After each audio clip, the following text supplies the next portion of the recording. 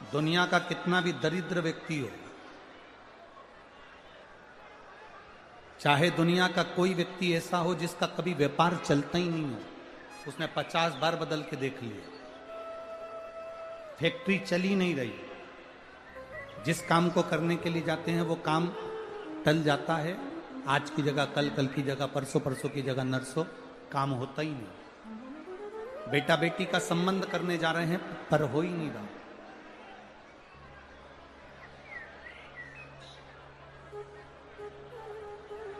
कितना भी दरिद्र से दरिद्र व्यक्ति हो, कितना भी दीन से दीन व्यक्ति हो, एक नियम वो अगर अपनी जिंदगी में बना ले, प्रदोष काल में, प्रदोष के समय पर बेलपत्री के वृक्ष के नीचे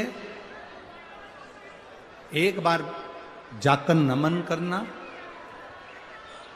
और प्रदोष काल में शंकर भगवान के मंदिर में दिया लगाना, ये दो चीजें अगर वो 3 महीना भी लगातार कर ले तो उसके जीवन में कभी कोई समस्या आ ही नहीं सकती, कोई दुख आ ही नहीं सकता।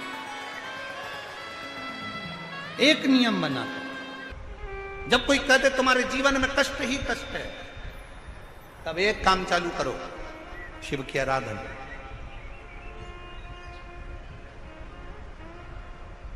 तब एक काम चालू करो, भगवान शंकर की आराधना। 3 चीजें अपना लो। पहले नंबर पर शिव जी के मंदिर में 1 लोटा जल चढ़ाना। दूसरे नंबर पर मंदिर में दिया लगा सकते हो तो ठीक है, नहीं तो एक कनेर का फूल पीला वाला, देखा है आप लोगों ने? जम के बोलो जरा। पीले कलर का कनेर का फूल एक, प्रदोष काल के समय पर अगर दीप लगा सको तो ठीक है, नहीं तो एक कनेर का फूल पीले कलर का, शिव जी के अशोक सुंदरी का स्पर्श। अशोक सुंदरी वाली जगह मालूम है ना आप लोगों को? फिर से आप समझ लेंगे।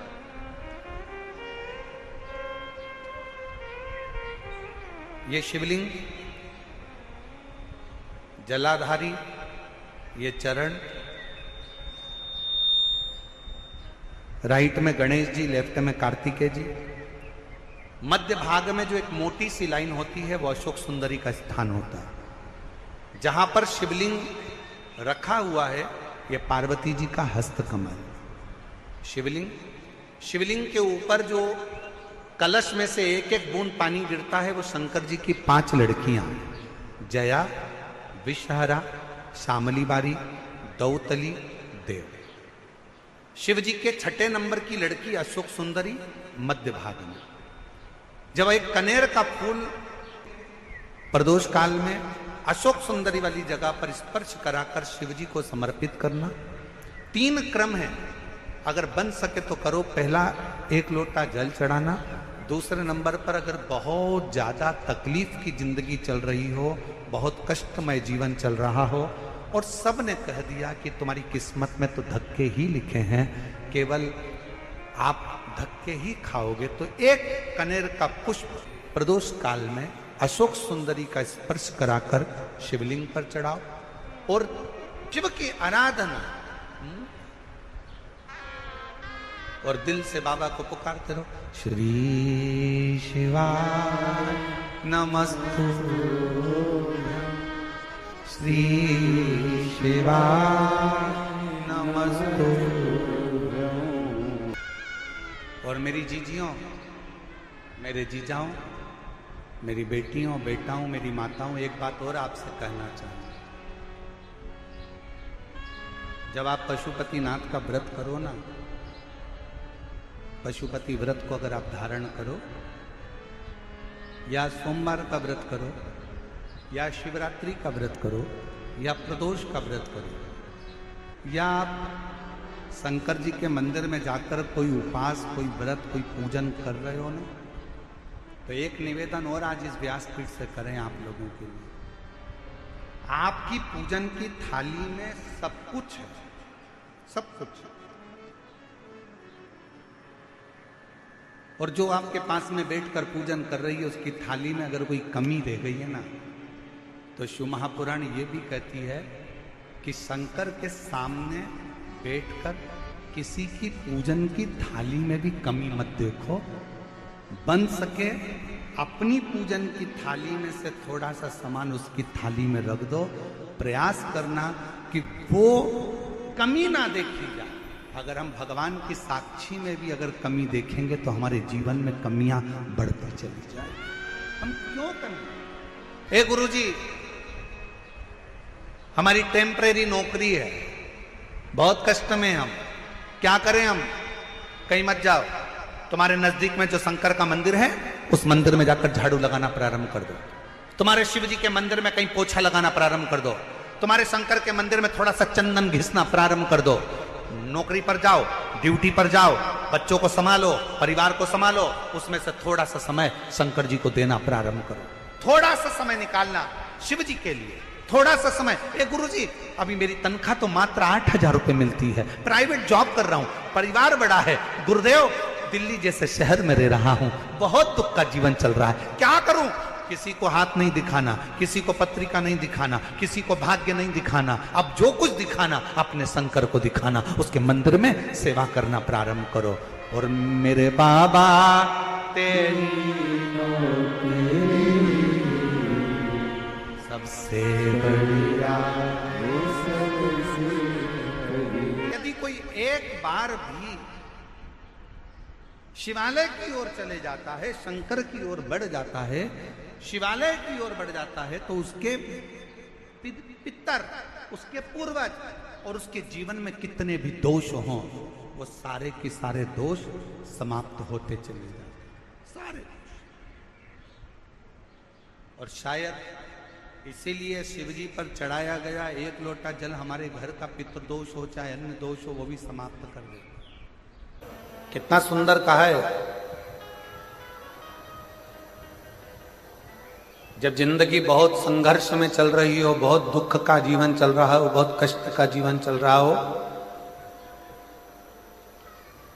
बहुत कष्टमय जीवन चल रहा हो, तब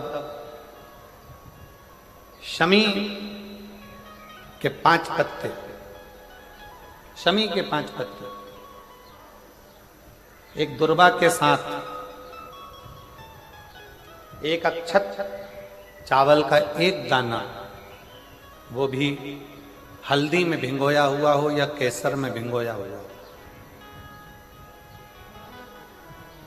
शमी पत्र 5, एक दुर्वा, एक चावल का दाना, जो दिल से हृदय से बेलपत्री के वृक्ष के नीचे पार्थिव लिंग का निर्माण कर कर मट्टी का शिवलिंग बनाकर प्रदोष काल में, मतलब शाम के समय पर शिवलिंग बनाकर उस पे जल चढ़ाकर, जो ये 5 शमी का पत्र, एक दुर्वा और एक चावल का दाना, अपनी कामना कर कर जो दुख चल रहा है बाबा से विनय कर कर एक एक पत्ता जब समर्पित कर दे, फिर एक दुर्वा समर्पित कर दे, फिर एक चावल का दाना समर्पित कर दे और बाबा का वहीं पर पुनः विसर्जन कर दे, 3 महीना तो जाने दो, 15 दिन के अंदर वो दुख कटता जरूर है, चाहे कोई भी दुख,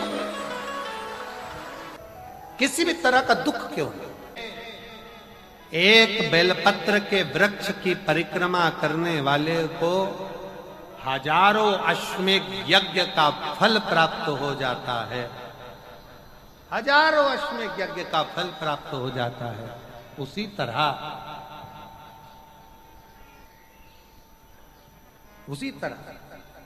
एक पार्थिव लिंग का निर्माण करने वाले को, मिट्टी का शिवलिंग का निर्माण कर कर पूजन करने वालों को 12 ज्योतिर्लिंग के शिवलिंग के दर्शन का पुण्य फल प्राप्त। बहुत ध्यान लगाकर सुनिएगा। एक बेलपत्री और उस बेलपत्री में एक चंदन की बिंदी और एक अक्षत का दाना मात्र रखकर भी अगर शिवालय पर चढ़ा दी जाती है, एक बेलपत्री, एक चंदन का बिंदी, और चंदन फिर निवेदन करेंगे। आज के जमाने में तुम लोग सब घिसा घिसाया पड़ा पड़ाया डब्बी का सामान ले लेकर, वो नहीं, चंदन की एक मुठिया रखो, थोड़ा सा भी घिसो, जरा सा भी घिसो, उसकी एक बिंदी और एक चावल का दाना, जब हम भगवान देवाधिदेव महादेव को समर्पित करते हैं